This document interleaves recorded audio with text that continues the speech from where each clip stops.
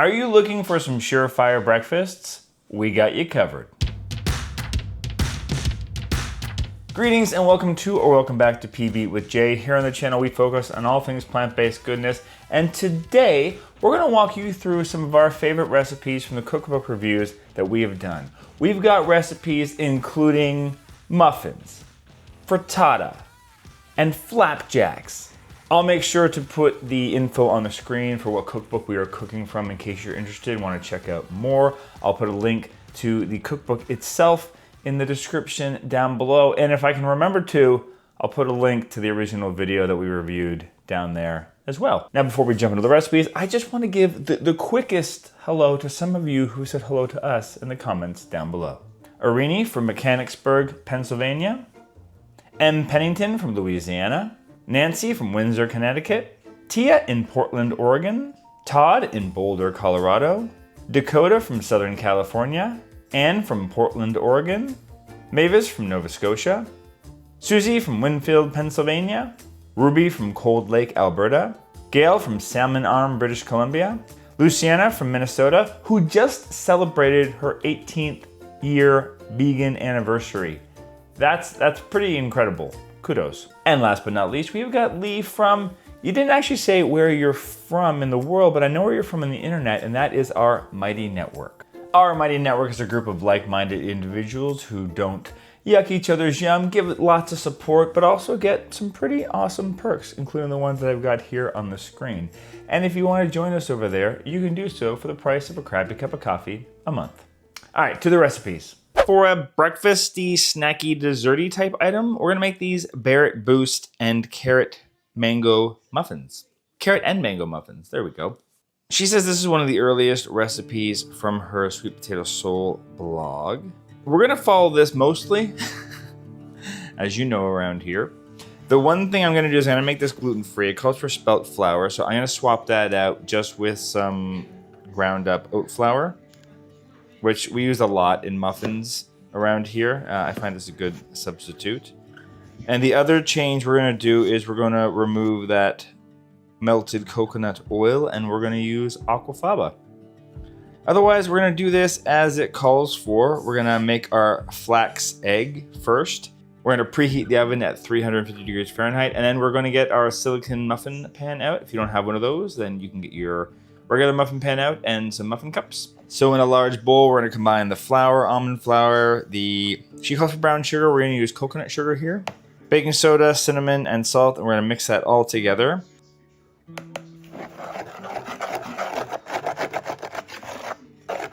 And then in a larger bowl, we're gonna combine the soy milk, the vinegar, aquafaba, vanilla, carrots, mango, and the raisins. And then we're gonna add the flax mixture up, which should be nicely stirred together now. And we're gonna stir that together, and now we're gonna combine the wet and the dry.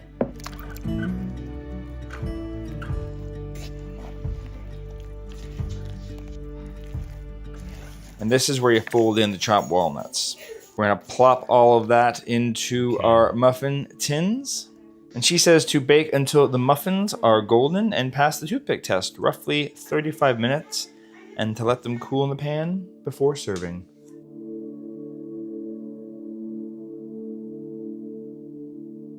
Most of them look okay, like you feel them and they've got some texture, but this one seemed to have a lot of mango. It's really good. Mmm. Oh!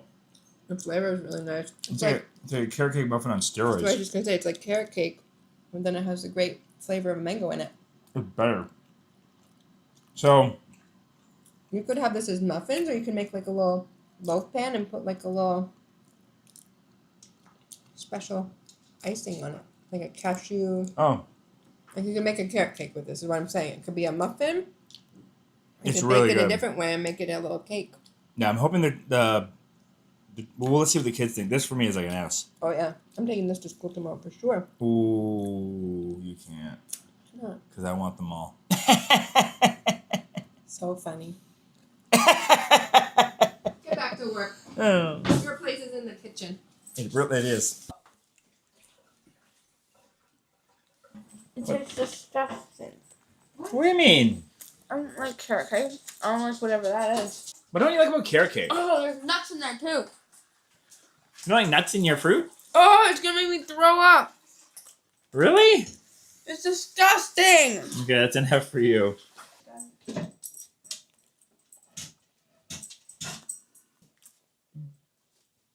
Should I throw it against the wall? You're crazy, Jenny. What? It's disgusting. What makes it disgusting?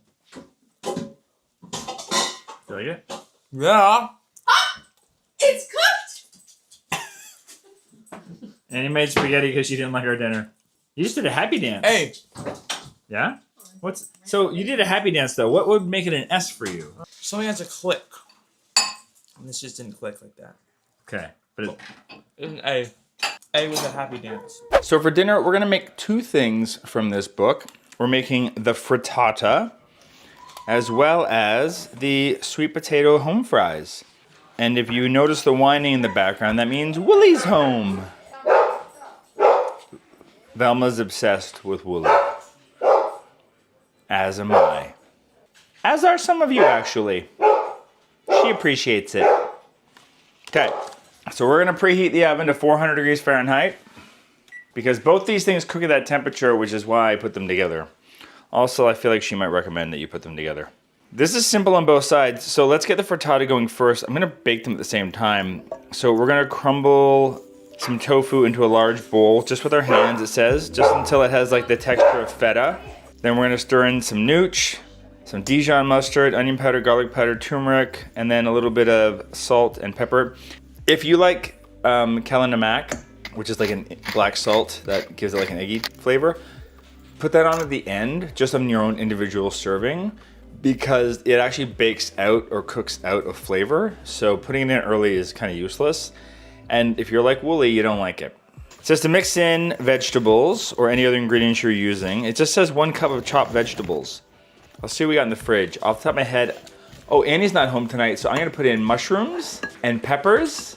So once that's all mixed in together, we are going to just put that into a prepped pie plate. It's just to grease or spray a shallow 9-inch pie plate. Nothing to keep it together, eh? There's no like flax egg or anything like that, eh? Interesting. Okay, and you bake it for 20 to 25 minutes until it's firm and slightly brown. Cool for 5 minutes before serving. Place a dish over top and quickly but gently flip the frittata out. I mean, I'm gonna be honest, the photo isn't, it's not bad, but the photo isn't like super appetizing. And then for the sweet potato fries, you're going to grind your rosemary with a mortar and pestle until it reaches the consistency of sea salt. Or if you've got like a magic bullet, just put it in that and use like the dry grinder thing, which is what I'm gonna do. Place potatoes and apples in a mixing bowl. Oh, I forgot that she uses apples. Place potatoes and apples in a mixing bowl, spray with cooking spray. I think I have a little bit of aquafaba in the fridge, which is what I will use on top of the potatoes instead of the cooking spray. Mix to evenly coat, respray and repeat for the 3rd time, and then you keep on adding the rosemary to it. Transfer to a cookie sheet. Bake for 15 to 25 minutes until fully cooked and crisp. This apple thing's fascinating. And then while all of these things are baking, I'm just gonna make a really quick side salad just using a bunch of stuff that we have in our Click and Grow. Not a sponsor of this video, but we have a bunch of, you know, salady green things that I haven't used before. I can't remember the name of them off the top of my head. I'll try to remember later. But I'll put the names right here for those that are curious. One of them tastes like lemon. It's pretty cool. You know, let's just go over there. What am I doing? I can bring the camera with me. We have the ability. The technology exists, Jeremy. We're just being lazy. Green sorrel. We have some arugula that I left it too long, and some romaine. And then I've got a bunch of fresh herbs here that we'll throw in as well. And we'll make a little salad up by thinking. I've got all these really good balsamic vinegars that I got from Christmas. So I'll probably just use one of those. Blackberry balsamic vinegar. Done. So a little shout out to the Splendid Olive Canadian company. I got these from my mother-in-law as a gift. Shout out to them. I will put a link in the description down below if you want to check out their collection of, or I should say selection, of balsamic vinegars and whatever else they sell. When I scooped out the frittata, it fell apart, and so Yeah. now it's basically a tofu scramble. That's what I was thinking. But it tastes really good. But yeah, It's a more tofu like a scramble and some like home fries. And the fries are good. I like the apples, very interesting. How does it taste? I like that. Oh, what I did like A little about sour. it is did they have you toss the tofu in mustard and nooch? I can taste the mustard a little bit. I like it. The Dijon. Yeah. I would add some salsa to that though. It needs something else. Well, we usually, but you know what? We do that with tofu scramble. We make it kind of plain, and then everybody kind of has Yeah. it how they want. So this is a I'd fine say- base, but if you already have a tofu scramble recipe, it's basically the same. Yeah. And what did you think of? Sorry, you were mentioning the home fries. Yeah, I think it's nice with the apple. It's kind of cool. It's kind of unique. It brings out the sweetness in the sweet potatoes. Sweet potato. I like it. It's nice. What would you give it? They're individual recipes. I think I'd give them both like an A. Yeah, same. An A for they're great. That's what I like about the apple is it makes it so you don't feel like you need something like ketchup. For me, actually puts ketchup on the apple. There's All hardly right. any apple though. It's mostly sweet potato, and I Okay. really like ketchup with fries. It's like a habit I have. So we got the white potato. Ah, that's not potato. What the heck? What happened to the potato? That's an apple. Why? I know it looks like potatoes Why is there apple? because it's a recipe. That's what they I'm decided gonna, to do. I'm gonna try the potato and the potato together. Oh, Did- it's kind of good.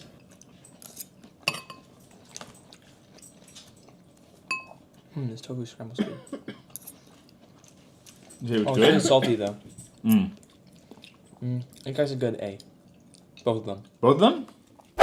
Just want to interrupt real quick to do a little bit of self-promotion. If you're enjoying these breakfast recipes, you might enjoy some of our breakfast recipes in our cookbook. You can get the digital copy on the QR code on the screen below, but actually, we're just in the process of getting ready to start taking orders for more hard copies. So if you want to get in on that, hit me up here at the email address right there. Send me your full address and I'll send you some more information to get that going. All right, back to the recipes. So for my last recipe in this book, I'm gonna make these Trinity overnight oats for breakfast. I've made overnight oats about 1,000,000 times, but I've never done it with some of these spices like turmeric and ginger. I mean, it's nothing crazy, but I thought it'd be fun. And also dried dates. One thing they're doing in here is smashing up a banana to mix in with the overnight oats to make it creamier. I've done that too.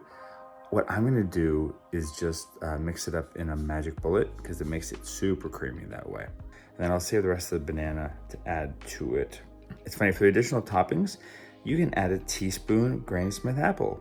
A whole whopping teaspoon. I think that's because of the allergies associated with this book, so I will probably add an entire apple to this along with the rest of that banana. And then some walnuts and stuff.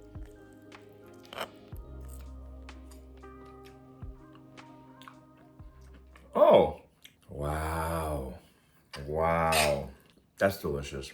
I've never thought to put turmeric with oatmeal, especially a sweet kind of oatmeal, but it's kind of like having like a turmeric latte in your oatmeal, which I am here for all day long. This is an S for me because this is an idea I wouldn't have thought of. This is huge. I'm gonna do this a lot. This is like a little spice mix I'm gonna be adding into my overnight oats and maybe even just my plain up oatmeal from time to time. Delicious, brilliant idea, simple, love it. This might be my favorite thing I've eaten for this entire cookbook.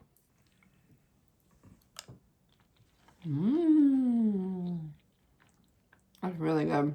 I would be lying if I said I didn't have this breakfast also yesterday. I had this breakfast also yesterday. It's that good. 2 days in a row. And you said you were customizing it differently every day, right? Well, yesterday I put peanut butter in. Today I put the recommended 2 tablespoons of chopped walnuts. I give it an S.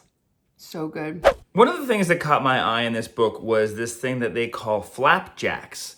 Now, here in Canada, I would think of a flapjack as another name for a pancake. Let me know in the comments down below what flapjack means where you're from. Here, it's essentially describing what I would call a bar. It's like a granola-y type bar with chocolate on top of it. What I like about this is it's using ingredients that I typically wouldn't use, so I wanted to give it a shot. Flapjack must be a very common term in Ireland where the authors of this book are, because they even say to use a flapjack pan, which I took as using like a square pan. We're using an 8x8 one for this. Our bulk store was out of dried mango, unfortunately, so we swapped that out in here with dried apple. I feel like you could swap out any dried fruit or any nuts or seeds inside of this recipe, and you'd probably come up with something similar. The only thing I swapped out intentionally in this recipe is it calls for either melted cocoa butter or coconut oil, and because that's not a whole food plant-based ingredient, what I did is I used the ingredient that I would normally just use for our bars or granola, which is runny tahini. And I just used the same amount that they called for here, and hopefully that will do. And then I'm pressing that all down into a pan, and I'm just using the top of a measuring cup because I find that helps make it nice and flat. I will say I'm a little worried this is not going to stick together well, and this is going to be really, really crumbly. The photo itself that's in the book makes it look a little crumbly. Once the chocolate's melted, pour it on top, spread it around until you've got a nice layer all around, and then you're going to put that in the fridge for at least 20 minutes. I'm going to leave it for at least an hour or two. And then you're gonna cut that into 16 squares. I'm a little worried that this isn't gonna work out the way I hope it would. Mostly with them just sticking together. Let's see. Oh my God. Jesus. Maybe don't touch this. Maybe just break off a piece whenever you want one. Get it going. Ooh, that's a clean-ish piece. Don't mind the dog squeak. So this is basically like granola. Okay, Velma. Anyway, it's loud in here because we got a dog squeaking and the dishwasher's on. That didn't taste like anything but chocolate. The chocolate's very thick. I know what you're saying in the comments. I didn't use the oil or cocoa butter. I used tahini instead. I've used tahini as an oil replacement and things like this, and it works just fine. So, maybe you need more tahini. I also think I needed either a wider pan so the chocolate spread out more. What's that face? Is it bad? Tastes old. It tastes old? Like your pumpkin spice latte. Oh, it tastes like something someone old would like? How it tastes old. The flavors and all this are good. I can't cut this in any way that's gonna make sense. I honestly think what I'm gonna do is melt this down and turn it into balls. This is probably like a crazy, insane idea, but I'm just putting that entire mixture onto the double boiler. And I'm gonna melt it down. I'm gonna try to form it into little, just like energy balls. I think that's the best way to repurpose this, and hopefully that chocolate will kind of act like the way the oil might have, and it'll help it all stick together. And we'll just have like bite-sized balls. As you see, it made my hands a little messy, so one thing I did was I just got a little bowl of cold water just to dampen them, and it just helped to mold them more into balls. 15 minutes later. So they solidified beautifully. Look at that. Solid. That kind of reminds me of something that we had growing up. That is what I thought what a macaroon was, or a macaron. It's not like the fancy French pastry you're used to. It's more like chocolate and coconut mixed together. Let me know in the comments down below if I've said it wrong or if I'm thinking of something else. But this, I don't know, I think this is better than the bar thing that they were gonna have us make, because it was just so crumbly. Even the picture of the way they made it look crumbly. So I don't know, maybe just melt the chocolate and turn it into balls. Same recipe. Oh! Is this dessert? Cheers. What is it? It's that thing I made. Cheers. It's the thing I made the other day that was all crumbly. That bar? Oh. That's really yummy. You know what? That was like something we could make at Christmas. Yeah? Make it taste decadent. Ooh, ooh, ooh. Wow. I think Annie likes it. And you liked it that much? Renegade, renegade. Did you get any? I like it. Yeah? B+. Okay. Willie, do you have a new grade? I can't It's remember. an A. An A? Maybe Oh. an S. I really like it. It's crispy. It's chocolatey. It's smushy. It's all the things. I did an A. What? After that dance? Oh, you can really customize that. Is this serving 2 or 3? The serving is 15. Oh! Serving is Amazing. 2. Well, it originally supposed to make 16 squares, and this made more than 16 balls. It was a Mom, lot. you took the biggest one. No. After you took a bite, it's the size of the biggest one and slipped on the tray.